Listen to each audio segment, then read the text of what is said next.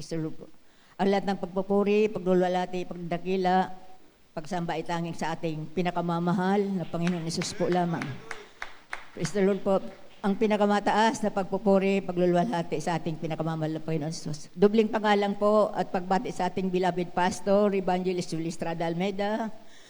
Ganon din po sa pag-alala sa ating beloved assistant pastoral, Liana C. Almeida.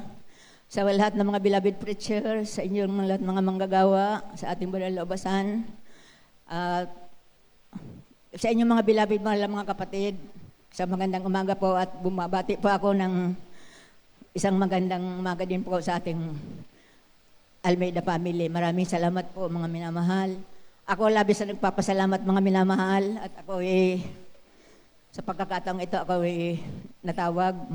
Maraming salamat po at marahil kalooban ng mahal na Panginoon. Ako mga minamahal, nagpapasalamat ako ngayon dahil proud po ako dahil karawan ko ngayon sa laman. Happy birthday po sa aking buhay. At ako po ay proud. 71 years na po ako ngayon. Maraming salamat mga minamahal. Balikan ko po ang panahon na ako ay paano po ako naging kaanib dito sa banal na gawain ito. Mga minamahal, year 1989, ako nasib po dito. Proud po ako dahil tunay talaga na ako naghahanap ng buong katotohanan. Dahil mga minamahal, bago ako dito napunta, may isa po akong kongregasyon na pinuntahan. Ngunit parang ang pakiramdam ko parang wala rin pagbabago, parang ganun pa rin sa dati. Kaya nagpapasalamat po ako sa mahal na Panginoon dahil napadako ako dito sa tunay at buong katotohanan. Kasi mga minamahal, ako po talagang naghahanap hindi po sa mga problema o anumang mga dahilanan. Marami akong karamdaman mga minamahal, pero ang sadya ko talaga sa minamahal na Panginoon Hesus, maglingkod at higit sa lahat ako makagkamit ng buhay na walang hanggan.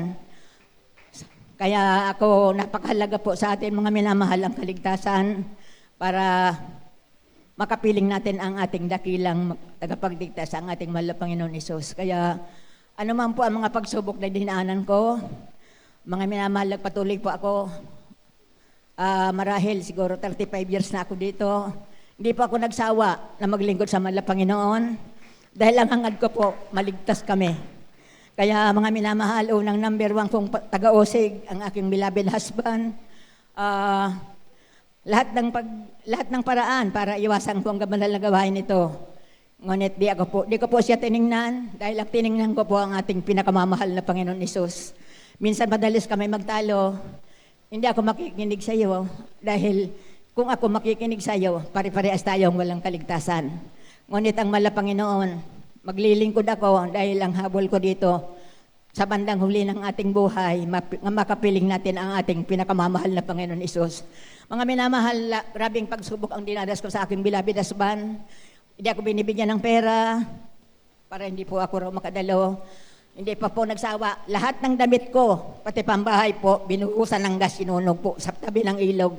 Kaya mga minamahal, labis po akong nagpapasalamat sa mahal na Panginoon kasi sabi ko sa mahal na Panginoon, material na bagay, damit lang, makikita ko, mabibili ko yan. Ngunit ang kaligtasan ng ating buhay, hindi natin makakamtan kung di tayo maglingkod at sumunod sa kanyang banal na kalooban. Ako labis na nagpapasalamat sa ating beloved pastor. Tunay talagang nakakalungkot at iniwan na tayo nila. Pero napakabuti ng mga turo't aral nila, panghawakan nating maigi. Dahil ito po ang daan para makapiling natin ang ating pinakamamahal na Panginoon Hesus. Kaya mga minamahal, tunay, kung titingnan ko ang pagsubok sa aking buhay, parang kakambal ko.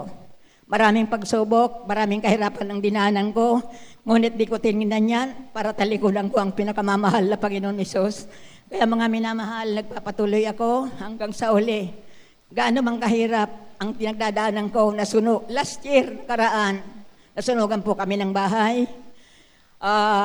Kung tutuusin, maraming nagsasabi, maraming pagsubok talaga na kung titingnan, pagsubok talaga sa aking buhay, kakambal ko na yata. Hindi ko po yan tiningnan, wala kaming naligtas kahit isang pirasong gamit. Pero mga minamahal, nagpatuloy ako sa mahal na Panginoon Hesus. Nagpatuloy ako sa nagsumika pa ako magtapat, nagbigay. Pero sa bandang huli po, pinagpala ko ng mahal na Panginoon, binigyan po ako ng trabaho. Alam mo mga minamahal, wala akong pinag-aralan, wala akong natapos. Grade 5 lang po ang inabot ko, pero napakabuti ng mahal na Panginoon Jesus. Binigyan pa ako ng trabaho, nakaupo lang ako sa isang opisina. Bilang senior citizen, ginagalang po ako nila at minamahal ako nila. Kaya mga minamahal, nagpapasalamat ako sa ating pinakamamahal na Panginoon Isus. Hanggat may buhay ako, hindi ko makakalimutan ang kabutihan ng mahal na Panginoon sa aming buhay.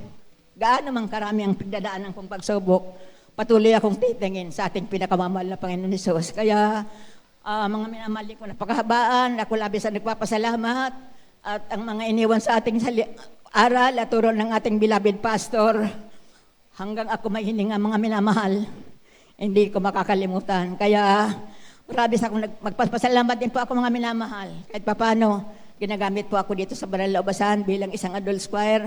Maraming salamat po sa mahal na Panginoon. Di man po ako karapat-dapat mga minamahal. Ngunit nakatayo po ako sa harapan ng mahal na Panginoon. Patuloy ko po siyang pinupuri, pinapasalamatan. Kaya ako bilang karagdagan mga minamahal, di ko napakahabain. Ako po mag-aalay ng isang makalangit na awitin sa ating pinakamamahal na Panginoon Jesus.